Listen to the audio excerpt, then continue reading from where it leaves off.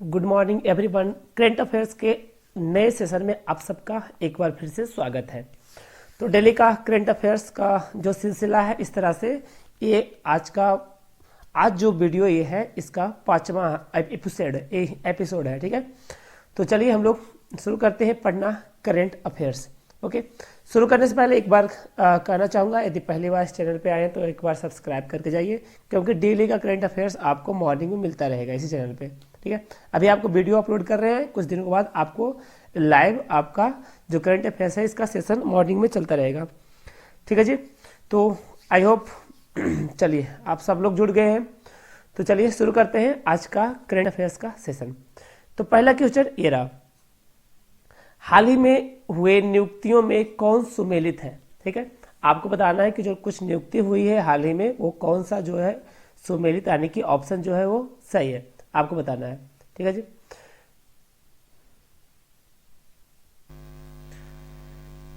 ये है फिर मोहम्मद बिन सलमान, ये सऊदी अरब के प्रधानमंत्री हैं। विलियम रूटो, ये केन्या के राष्ट्रपति नियुक्त हुए। तो इस तरह से 3 नियुक्ति है, आपको बताना है कौन सा नियुक्ति है जो कि सही है। और ऑप्शन डी एक यहाँ पे दिया हुआ है, उपयुक्त सभी। यदि तीनों के तीनों नियुक्ति आपको सही है तो आपका ऑप्शन डी होगा। ओके, चलिए आपको बता दें इसका आंसर होगा ऑप्शन नंबर डी। हाँ जी, इसका आंसर होगा ऑप्शन नंबर डी। यहाँ पे सारी जो भी नियुक्तियां यहाँ पे हुई है सारी की सारी यहाँ पे सही है। ठीक है, तो यहाँ पे आंसर होगा ऑप्शन नंबर डी। चलिए नेक्स्ट देखते हैं।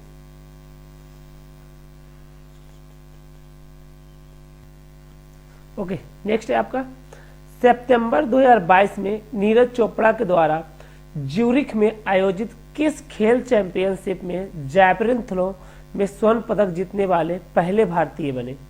यूरोपीय एथलेटिक्स चैंपियनशिप, या एशियाई खेल, या विश्व एथलेटिक्स चैंपियनशिप, या डायमंड लीग चैंपियनशिप।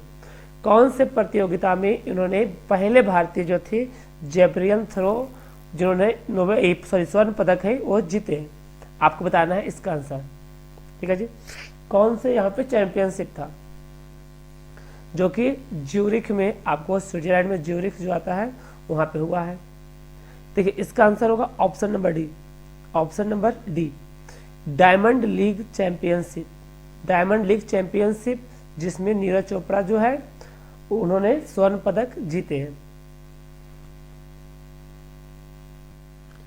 नेक्स्ट आपका है, सितंबर 2022 में बेलग्रेड में आयोजित विश्व चैंपियनशिप में 53 किलोग्राम भार वर्ग में 2 पदक जीतने वाली पहली भारतीय महिला पहलवान बनी। आपका ऑप्शन ये है, विनेश फोगाट, अंशु मलिक, गीता फोगाट, या साक्षी मलिक। कौन से पहलवान हैं जिन्होंने सितंबर 2022 में बेलग्रेड में आयोजित जो विश्व चैंपियनशिप हुआ उसमें 53 किलोग्राम भार में 2 पदक जीतने वाली पहली भारतीय महिला बनी, वो कौन थी आपको बताना है। ठीक है, चलिए एक बार बताते हैं, इसका आंसर होगा ऑप्शन ए, विनेश फोगाट। हाँ जी, इसका आंसर होगा option number A, Vinesh Phogat. Okay, चलो नेक्स्ट देखते हैं। ओके देखिए नेक्स्ट, पहली बार राज्य के किसी गुज्जर मुस्लिम को जम्मू कश्मीर से राज्यसभा के लिए मनोनीत किया गया, वो कौन है। गुलाम अली, मोहम्मद यूनुस, या गुलाम नबी आजाद, या सोफी यूनिस। इनका नाम बताना है, वो कौन पहली बार है जो राज्य के किसी गुज्जर मुस्लिम को जम्मू कश्मीर से राज्यसभा के लिए मनोनीत किया गया है, उनका नाम बताना है आपको। ठीक है, देखिए उसका नाम है गुलाम नबी। हाँ जी, उसका नाम है आपका यहाँ पे गुलाम नबी। ओके, तो यहाँ पे इसका आंसर होगा option number A, Ghulam Nabi. Next आपका है 5 नंबर में, देख लीजिए कि नई दिल्ली में पुनर्गठित व्यापार बोर्ड की पहली बैठक की अध्यक्षता किस केंद्रीय मंत्री द्वारा की गई। नई दिल्ली में पुनर्गठित व्यापार बोर्ड की पहली बैठक की अध्यक्षता किस केंद्रीय मंत्री द्वारा की गई है।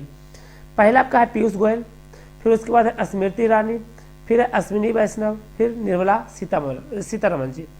ये किस मंत्री के द्वारा जो है इनकी अध्यक्षता की गई है, आपको इसका आंसर बताना है। ठीक है, चलिए आपको बताते हैं, इसका आंसर होगा option number A, Piyush Goyal. इसकी जो अध्यक्षता जो है वो किया गया है पीयूष गोयल के द्वारा किया गया है। इसका आंसर होगा option number A. Okay, next देखते हैं यहाँ पे, केंद्रीय पर्यावरण, वन और जलवायु परिवर्तन मंत्री श्री भूपेंद्र यादव ने 10 सितंबर को कहां भारत में सतत तटीय प्रबंधन पर पहले राष्ट्रीय सम्मेलन का उद्घाटन किया? केंद्रीय पर्यावरण, वन और जलवायु परिवर्तन मंत्री श्री भूपेंद्र यादव ने 10 सितंबर को कहां भारत में सतत तटीय प्रबंधन पर पहले राष्ट्रीय सम्मेलन का उद्घाटन किया? भुवनेश्वर, पुणे, इंदौर या हैदराबाद? इसका आंसर आपको देना है। कौन सा शहर है जहां पे इसका उद्घाटन किया गया है? ओके, चलिए इसका आंसर जल्दी से आपको बताते हैं। इसका आंसर होगा भुवनेश्वर। ठीक है, भुवनेश्वर में वहां पे उद्घाटन किया गया है। ओके, चलिए नेक्स्ट देखते हैं। यहाँ पे सुसाइड प्रिवेंशन पॉलिसी का मसौदा तैयार करने वाला देश का पहला राज्य बनने जा रहा है। वो कौन सा है? गुजरात, राजस्थान, मध्य प्रदेश या छत्तीसगढ़? ठीक है, सुसाइड प्रिवेंशन पॉलिसी जो कि एक तरह का आत्महत्या रोकथाम की नीति है, उसका मसौदा तैयार करने का वाला जो देश का पहला जो राज्य है वो कौन बनने जा रहा है? गुजरात, राजस्थान, मध्य प्रदेश या छत्तीसगढ़? चलिए बताइए, इसका आंसर आपको पता है तो चलिए देखिए, इसका आंसर होगा मध्य प्रदेश, एमपी। इसका आंसर होगा option C, Madhya Pradesh. Okay, चलिए 8। देखिए एक बात बता दें आपको, यदि आप देख रहे हैं इसको, तो अगर किसी क्वेश्चन का आंसर आपको पता होता है तो वहीं पॉज कीजिए, कमेंट सेक्शन जाइए और वहाँ पे ऑप्शन जो भी आपको लगता है सही उसका आंसर दे दीजिए। ठीक है, इससे क्या होगा कि आपका थोड़ा सा जो भी कॉन्फिडेंस है कि हमें ये आता है, ये थोड़ा सा आपको बढ़ेगा। ओके, चलिए देखते हैं नेक्स्ट। मुख्यमंत्री नीतीश कुमार ने किस नदी पर भारत के सबसे लंबे, जो कि 411 मीटर लंबा तथा 3 मीटर ऊंचा है, रबर बांध गयाजी डैम का उद्घाटन किया? गयाजी डैम का जो उद्घाटन किया गया है ये किस नदी पे किया गया है? आपको बता दें, इस यहाँ पे गया में खासतौर पे ये जो बनाया गया है रबर डैम, ठीक है, गयाजी डैम जो कि गया में बनाया गया है। कौन सी नदी है? फल्गु नदी है, सोन नदी है, सकरी नदी है या कोसी नदी है? आपको इसका आंसर देना है। आपको बता दें कि गया में जो नदी बहती है गया के पास, वो आपको आती है फल्गु नदी। हाँ जी, फल्गु नदी, तो इसका आंसर होगा फल्गु नदी। ओके, चलिए भाई नेक्स्ट देखते हैं। यहाँ पे 9, प्रधानमंत्री नरेंद्र मोदी ने इंडिया गेट के पास किस स्वतंत्रता सेनानी की काले रंग के ग्रेनाइट पत्थर से बनी 28 फीट की ऊंची प्रतिमा का अनावरण किया? आपका ऑप्शन है सरदार वल्लभ भाई पटेल, सुभाष चंद्र बोस, डॉक्टर राजेंद्र प्रसाद या जवाहरलाल नेहरू? किनका अनावरण किया गया है? 28 फुट ऊंची प्रतिमा का अनावरण किया गया हाल ही में प्रधानमंत्री जी मोदी जी के द्वारा। ठीक है, आपको बताना है ये उनकी किसकी मूर्ति है जो लगाई गई है। ओके, एक मिनट। हाँ जी, चलो, किसकी मूर्ति लगाई गई है आपको बताना है। देखिए ये जो मूर्ति जो लगाई गई हाल ही में, वो लगाई गई सुभाष चंद्र बोस की एक आइकॉनिक मूर्ति जो कि आपको इंडिया गेट के सामने, इंडिया गेट के पास आपको लगाया गया है। ओके, तो इसका आंसर होगा option number B, Subhash Chandra Bose. Okay, चलो नेक्स्ट देखते हैं। New York west IBM quantum network में शामिल होने वाला पहला भारतीय शैक्षणिक संस्थान कौन बन गया है? New York west IBM quantum network में शामिल होने वाला भारतीय शैक्षणिक संस्थान वो पहला है, वो कौन बन गया है? ऑप्शन आपका है IIT Madras, IIT Delhi, IIT Kanpur या IIT बेंगलुरु? आपको बताना है कौन से IIT जो है वो New York based IBM quantum network में शामिल होने वाला जो कि पहला भारतीय शैक्षणिक संस्थान बना है। चलिए इसका आंसर आपको पता है, दीजिए। ऐसे आपको बता दें, इसका आंसर होगा option number A, IIT Madras. Okay, इसका आंसर होगा option number A, IIT Madras. Okay, चलो नेक्स्ट। हाँ जी, नेक्स्ट आपका है US ओपन 2022 के संबंध में कौन सा कथन सत्य है? पहला बात स्टेटमेंट ये है कि स्पेनिश खिलाड़ी कार्लोस अल्कारेज ने US ओपन टेनिस चैंपियनशिप में कैस्पर रूड को हराकर अपना पहला ग्रैंड स्लैम खिताब जीता और 19 साल की उम्र में वह नंबर 1 रैंक हासिल करने वाली दुनिया की सबसे कम उम्र के खिलाड़ी भी बन गए। दूसरी बात यह है कि महिला एकल के फाइनल में पोलैंड की एगा स्वितायरटेक ट्यूनिसिया की ओंस जेबुअर को हराकर खिताब जीत लिया है। ओके, ऑप्शन है आपका केवल 1, केवल 2, एक और दो दोनों या इनमें से कोई नहीं। आपको कौन सा स्टेटमेंट सही लग रहा है यूएस ओपन 2022 के संबंध में, आपको बताना है कि कौन सा स्टेटमेंट सही है। ठीक है, तो आपको बता दें कि इसमें से दोनों स्टेटमेंट है वो सही है। हाँ जी, दोनों स्टेटमेंट इसका सही है, इसलिए इसका आंसर होगा ऑप्शन नंबर सी। इसका आंसर होगा भाई ऑप्शन नंबर सी। हाँ जी, नेक्स्ट देखते हैं हम लोग। हाल ही में national e governance services limited के सहयोग से किस बैंक ने पहली इलेक्ट्रॉनिक बैंक गारंटी लॉन्च की? ईबीजी जो है लॉन्च की। कौन सी है? ऑप्शन है एचडीएफसी, एसबीआई, आईसीआईसीआई या पीएनबी। हाल ही में national e governance services limited के सहयोग से किस बैंक ने पहली इलेक्ट्रॉनिक बैंक गारंटी यानी ईबीजी को लॉन्च किया? कौन सा बैंक है आपका बताना है। ठीक है, आपको बताना है, जल्दी से बताइए। देखिए इसका आंसर होगा आपका ऑप्शन नंबर ए, एचडीएफसी। हाँ जी, एचडीएफसी है, उन्होंने सबसे पहली जो है इलेक्ट्रॉनिक बैंक गारंटी यानी ईबीजी जो है और लॉन्च किया गया। ओके, नेक्स्ट देखते हैं आपका। सितंबर 2022 में UNESCO global network of learning cities में शामिल होने वाले देश के पहले 3 शहर कौन से हैं? पहले 3 शहर कौन से हैं? ऑप्शन है नीलाम्बुर केरल, त्रिशूर केरल, वरंगल तेलंगाना या उपरोक्त सभी। आपको इसका आंसर देना है। ठीक है, देखो पहले 3 शहर, तो जो तीनों का ऑप्शन में है ये सही है, ऑप्शन नंबर डी होगा। पहला है नीलाम्बुर केरल, त्रिशूल केरल, फिर वारंगल जो है आपका तेलंगाना। ये तीनों के तीनों जो है ऑप्शन सही है। ओके, चलते नेक्स्ट। नासा द्वारा किस ग्रह पर भेजा गया टिफिन बॉक्स के आकार वाला छोटा सा उपकरण मॉक्सी कार्बन डाइऑक्साइड से ऑक्सीजन बना रहा है? मंगल ग्रह, शुक्र ग्रह, बृहस्पति ग्रह या शनि ग्रह? आपको पता नासा द्वारा किस ग्रह पर भेजा गया टिफिन बॉक्स के आकार वाला जो आपका उपकरण है मॉक्सी, वो कार्बन डाइऑक्साइड से ऑक्सीजन बना रहा है, वो कौन से ग्रह पे भेजा गया है? आपको ये बताना है। ठीक है, कौन ग्रह पे भेजा गया है आपको बताना है। ठीक है जी, चलिए सोच लीजिए जल्दी से। हो गया? ओके, देखिए इसका आंसर होगा ऑप्शन नंबर ए, मंगल ग्रह पे। मंगल ग्रह पे ये भेजा गया है मॉक्सी, जो कि कार्बन डाइऑक्साइड से ऑक्सीजन में बदल रहा है। ओके, तो इसका आंसर होगा आपका option number A. Okay, next देखते हैं आपका। मार्च 2023 में बर्लिन में world tourism and aviation leaders summit में किस राज्य को संस्कृति के लिए सर्वश्रेष्ठ गंतव्य का अंतर्राष्ट्रीय यात्रा पुरस्कार 2023 प्रदान किया जाएगा? ऑप्शन है उत्तर प्रदेश, राजस्थान, बिहार या पश्चिम बंगाल। ठीक है, मार्च 2023 में बर्लिन में वर्ल्ड टूरिज्म एवं एविएशन लीडर्स समिट में किस राज्य की संस्कृति के लिए सर्वश्रेष्ठ गंतव्य का अंतर्राष्ट्रीय यात्रा पुरस्कार 2023 प्रदान किया गया है? चलिए बताइए कौन सी राज्य है जहां पे ये पुरस्कार प्रदान किया गया है? ओके, देखिए इसका आंसर होगा ऑप्शन नंबर डी, पश्चिम बंगाल।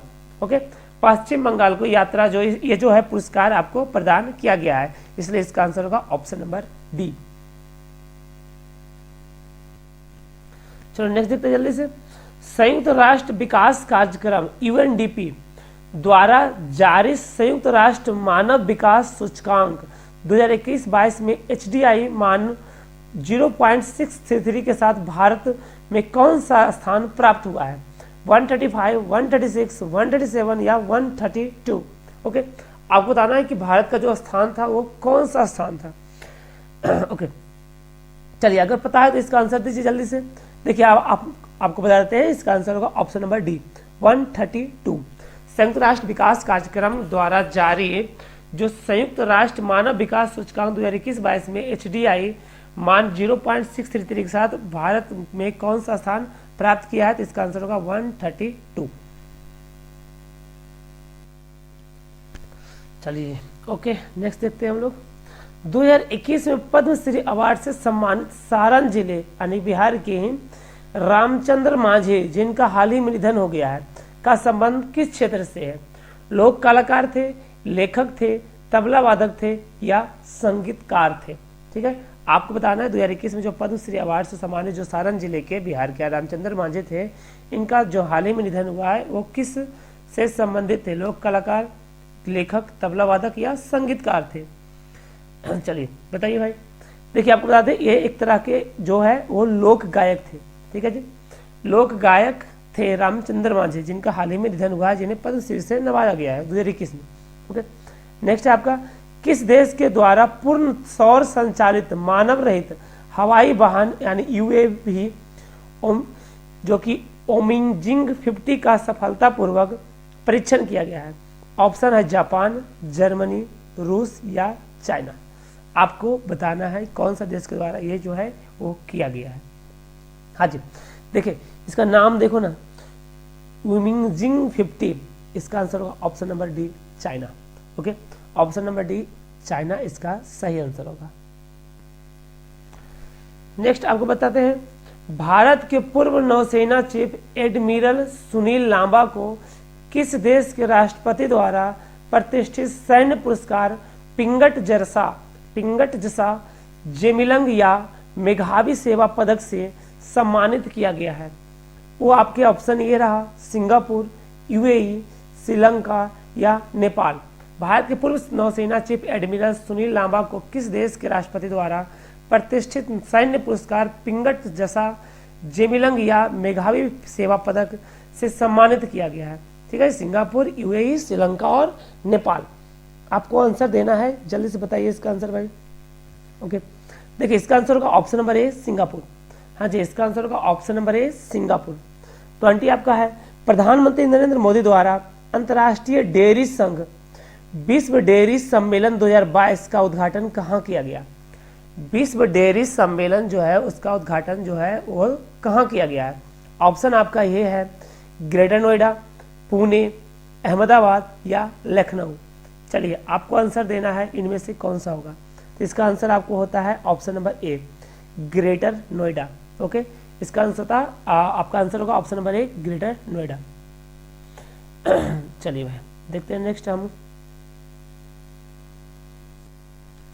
ओके, नेक्स्ट यहाँ पे होता है, 3500 करोड़ रुपए की लागत से भारत के समृद्ध समुद्री इतिहास का प्रदर्शन करने के लिए में राष्ट्रीय समुद्री विरासत परिसर का निर्माण किया गया। कहाँ पे राष्ट्रीय समुद्री विरासत परिसर का निर्माण किया गया है?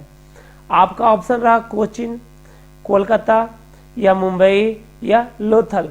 कहाँ पे 3500 करोड़ की लागत से राष्ट्रीय समुद्री विरासत जो है परिसर का निर्माण किया गया? आपको बताना है वो कौन सा जगह पे है जहाँ पे निर्माण किया गया है। आपको बता दें ये जो निर्माण है वो आपको हुआ है लोथल, गुजरात में। हाँ जी, लोथल गुजरात में, इसलिए इसका आंसर होगा ऑप्शन नंबर डी। नेक्स्ट है, हाल ही में सेंट्रल जू अथॉरिटी द्वारा किस राज्य में स्थित पज्जा नायडू हिमालयन जूलॉजिकल पार्क को देश का सर्वश्रेष्ठ चिड़ियाघर घोषित किया गया? ऑप्शन ये रहा, दार्जिलिंग, गंगटोक, गुवाहाटी या शिलोंग।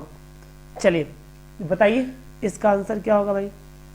चलिए आपको बता दें इसका आंसर होगा ऑप्शन नंबर ए, दार्जिलिंग। हाँ जी, इसका आंसर होगा option number A, Darjeeling.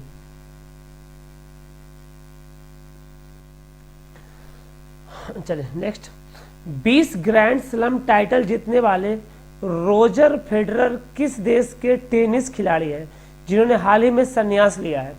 Roger Federer एक नामी ग्रामीण टेनिस प्लेयर जो किस देश के हैं जो हाल ही में संन्यास लिए हैं? ऑप्शन है ये, स्पेन, नीदरलैंड, स्विट्जरलैंड या सर्बिया। चलिए आपको बताना है जो है रोजर फेडरर हैं वो किस देश के हैं जिन्होंने हाल ही में जो है टेनिस से संन्यास ले लिए। चलिए एक बहुत ही प्रतिष्ठित प्लेयर है, इसका आंसर होगा ऑप्शन नंबर सी, स्विट्जरलैंड। जो रोजर फेडरर है वो स्विट्जरलैंड के एक प्लेयर है, टेनिस प्लेयर है। ठीक है जी, ठीक है जी। चलिए नेक्स्ट यहाँ पे देखते हैं 24, हाल ही में हुए निधन के संबंध में कौन से सुमेलित है? ऑप्शन नंबर एक कह रहा है कि ब्रजवासी लाल जो कि आर्कियोलॉजिस्ट है, एलिजाबेथ द्वितीय जो कि ब्रिटेन की महारानी है, और उसके बाद शंकराचार्य स्वामी स्वरूपानंद स्वामी जो कि द्वारका पीठ के शंकराचार्य हैं। उसके बाद आता है ऑप्शन नंबर डी, सभी। आपको बताना है कौन सा यहाँ पे जो कि मैचिंग है वो आपको सही लग रहा है। चलिए तो आपको बता दें कि तीनों का तीनों जो यहाँ पे ऑप्शन जो है कि दिया है वो कि सही है। ठीक है, इसलिए इसका आंसर होगा ऑप्शन नंबर डी। इसका आंसर होगा ऑप्शन नंबर डी। ओके, चलिए आज का लास्ट क्वेश्चन आ गया है। ठीक है जी, 25 डेली हम लोग 25 यहाँ पे करंट अफेयर्स को देखते हैं इस वीडियो में। ओके, इस सेशन में। तो हाल ही में केंद्र सरकार द्वारा भारत में 14,500 पुराने स्कूलों को अपग्रेड करके इन स्कूलों में शिक्षा प्रदान करने का एक आधुनिक, परिवर्तनकारी और समग्र तरीका लाने के लिए किस योजना की शुरुआत की गई? पीएम कुशल योजना, पीएम शिक्षा योजना, पीएम दिशा योजना या पीएम श्री योजना? कौन सी योजना बनाई गई जिसके तहत 14,500 पुराने स्कूलों को अपग्रेड किया जाएगा? ये योजना का नाम आपको बताना है जी। इसका आंसर होगा आपको option number D, PM Shri योजना। हाँ जी, इसका आंसर होगा option number D, PM Shri योजना। चलिए, तो जाते जाते भाई आप बता के जाइएगा ये सेशन कैसा लगा। ठीक है जी, इस चैनल के साथ जुड़ने के लिए सब्सक्राइब कर दीजिए, शेयर कीजिए। मिलते हैं हम लोग इसी तरह से नेक्स्ट वीडियो में, तब तक के लिए गुड बाय।